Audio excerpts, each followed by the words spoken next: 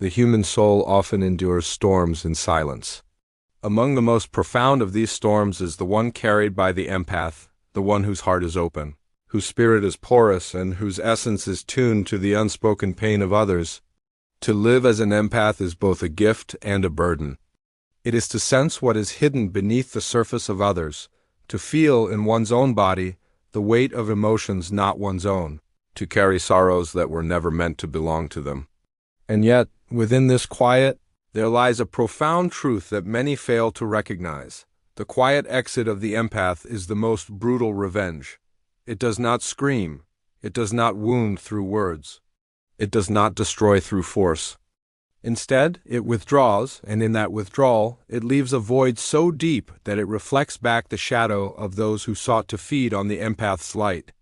For when the empath departs, the mirror of their love departs too, and those who were nourished by it suddenly feel the famine of their own emptiness. It is not cruelty that drives the empath away, but survival. When the heart of the empath has been drained of its lifeblood, when their compassion has been twisted into a tool for others' gain, when their light has been fed upon until dimmed, the soul rises in quiet rebellion. This rebellion is not loud, but it is absolute. It is the revolution of silence. The first truth that must be understood is that the empath does not leave hastily. The empath lingers. They wait. They forgive 1,000 times in secret. They see the shadows in others and excuse them, believing that within every darkness lies the potential for light. They rationalize cruelty as woundedness, they justify indifference as blindness, they endure neglect as forgetfulness. Their love is patient, and their patience is endless until it is not. There comes a moment when the inner voice of the empath grows louder than the external chaos, when the whisper of their own soul says, "Enough." That whisper carries the power of finality.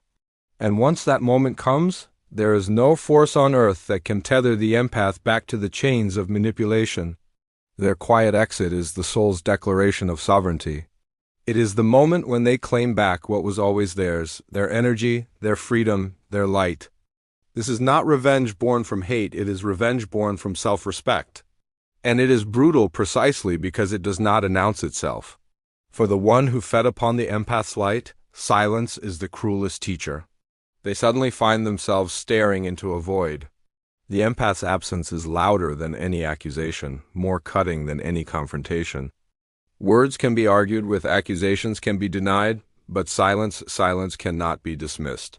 Silence lingers in the mind, haunting, unanswerable. It forces one to face the shadow they refuse to see. This is why the empath's quiet exit is the most brutal revenge. It denies the offender the satisfaction of a battle. It denies them the opportunity to play the victim.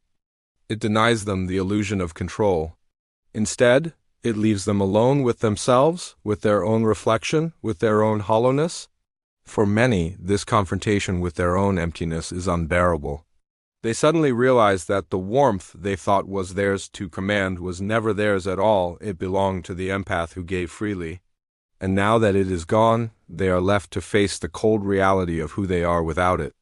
In this way, the empath becomes not only a healer in life, but also a revealer in departure. Their absence reveals the truth that their presence had concealed. While they were there, they carried the burdens of others, filling the spaces that were void, covering the wounds that were raw. But once they are gone, the truth is unveiled. Those who consumed their light had no light of their own. And yet, it must be remembered that this act of departure is not only for the sake of the other, it is primarily for the salvation of the empath. The soul that constantly bleeds for others eventually realizes that martyrdom is not love, but self-betrayal. Jung reminds us that wholeness comes not from denying the self, but from embracing it. The empath learns that to continue giving without boundaries is to betray their own soul. Their departure is an act of individuation, the sacred journey toward becoming whole, authentic, and true to themselves. When the empath walks away, they reclaim their soul from the prison of dependency. They begin to see that their worth does not lie in being used, but in being. They learn that their compassion must first be directed inward. They come to understand that their ability to love others deeply is only sustainable when they first love themselves fiercely. This realization transforms the empath from a victim into a sovereign being, And in this transformation lies their ultimate power. The second truth is that the empath's quiet exit is not an act of bitterness, but of clarity. The world often misunderstands this. It accuses the empath of coldness when they finally turn away. But what the world does not see is the long history of silent suffering that preceded this choice. Every departure of an empath is preceded by countless invisible sacrifices, invisible tears, invisible nights of questioning whether their love was enough. By the time they leave, they have already died many small deaths inside. Their quiet exit is not a sudden rejection, but the culmination of years of silent endurance. And because of this, their exit is irreversible. When an empath leaves, they do not return. This is part of what makes their absence so brutal. Others may leave in anger and return in remorse, but the empath leaves in certainty. They leave because they have finally seen the truth with unclouded eyes. They leave not because they desire revenge, but because they have remembered their value. And once they remember, they cannot forget. This remembrance is terrifying to those who once exploited their love. For as long as the empath stayed, they could be deceived into thinking they held power. But once the empath exits, the illusion crumbles. Power returns to where it truly belongs, with the one who owns their light. The quiet exit of the empath is, therefore, not merely revenge, it is justice. It is the universe rebalancing itself. The third truth is that the empath's revenge is brutal because it does not corrupt them. Unlike those who seek vengeance through destruction, the empath's revenge is pure. It does not deform their soul, it does not poison their heart. Instead, it elevates them. Their silence becomes their shield, their absence becomes their sword. They walk away not with hatred, but with dignity. They do not need to curse, they do not need to prove, they only need to leave. And that departure itself speaks louder than any words could. This is a lesson in archetypes. The empath embodies the archetype of the healer, but within them also lies the archetype of the warrior. The healer wishes to mend, to restore, to cradle the broken parts of the world.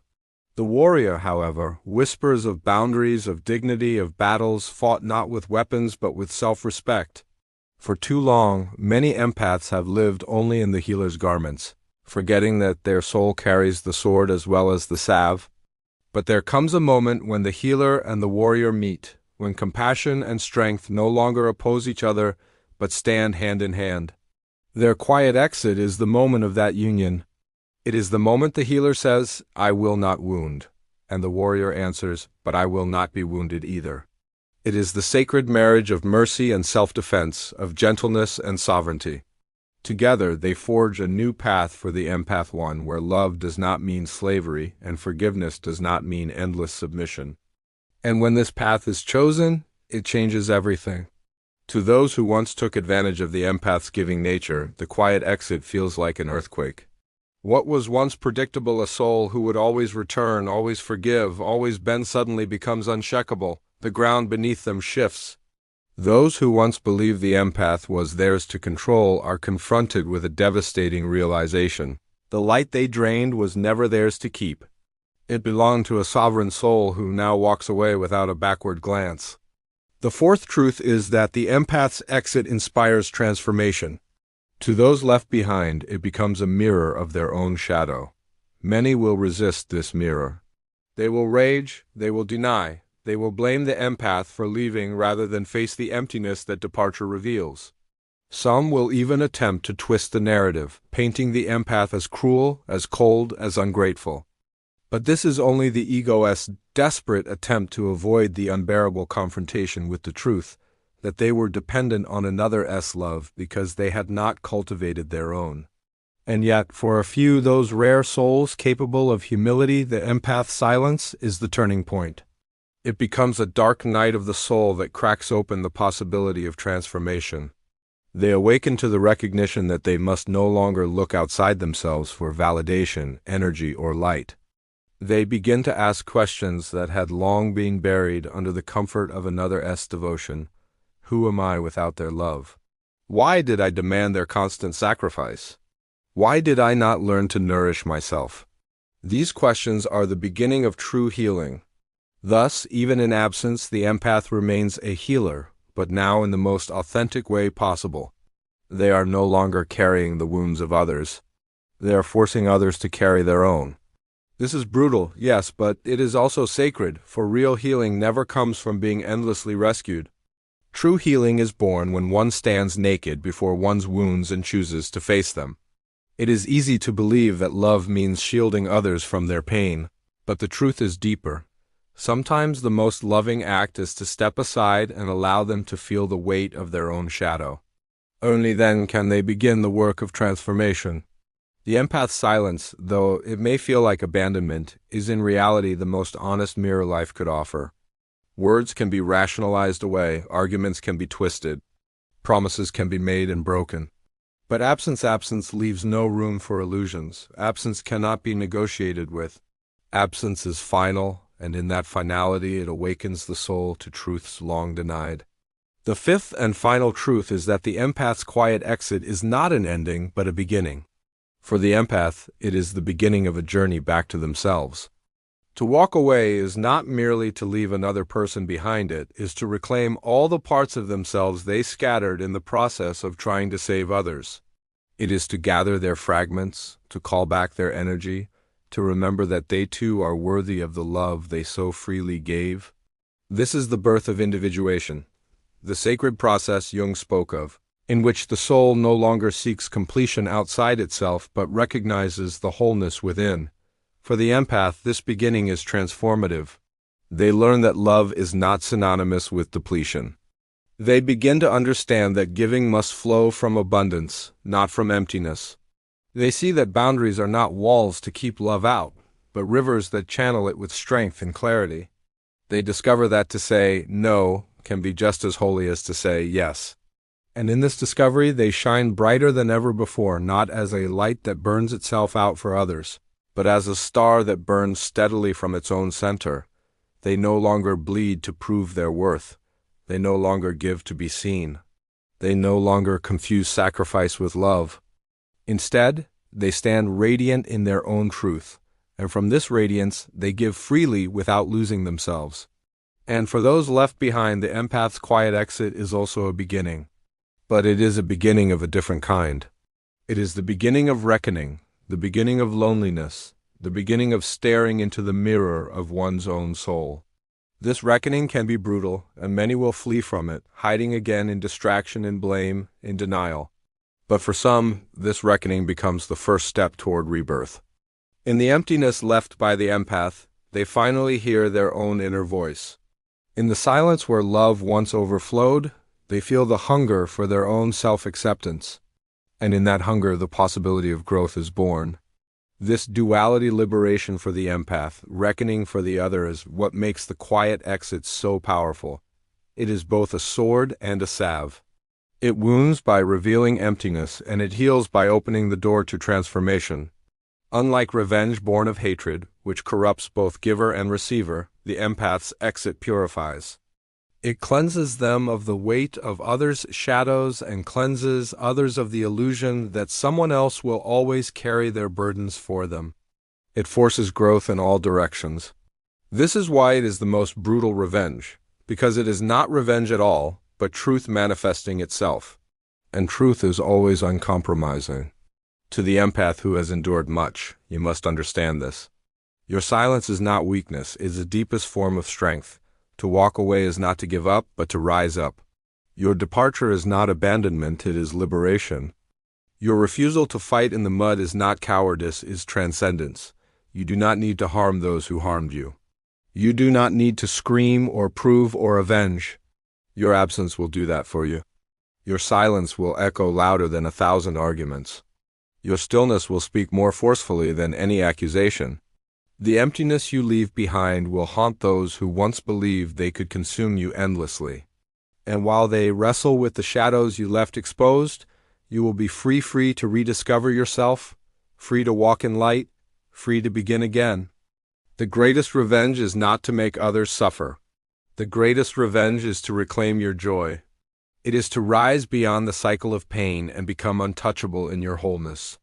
It is to look at the scars left upon your heart and realize they are not wounds but symbols of survival. It is to love yourself with the same ferocity you once reserved for others. It is to laugh again, to create again, to trust again, not because the world has changed, but because you have.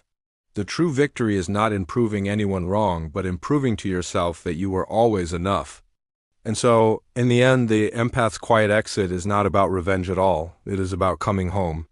It is about returning to the self that was always there, waiting patiently beneath the noise and chaos of sacrifice. It is about embracing the soul, embracing the shadow, embracing the wholeness that was never lost but only forgotten. It is about standing tall in the light of your own being and realizing that you are no longer defined by what you give away but by what you are. And that, my friends, is why the empath's silence is the most brutal and the most beautiful victory of all. It does not destroy, it transforms. It does not enslave, it liberates. It does not corrupt, it purifies. It is the revenge that heals, the ending that begins, the silence that speaks. And it is in that silence that the empath finally hears the sweetest truth of all, that they are free.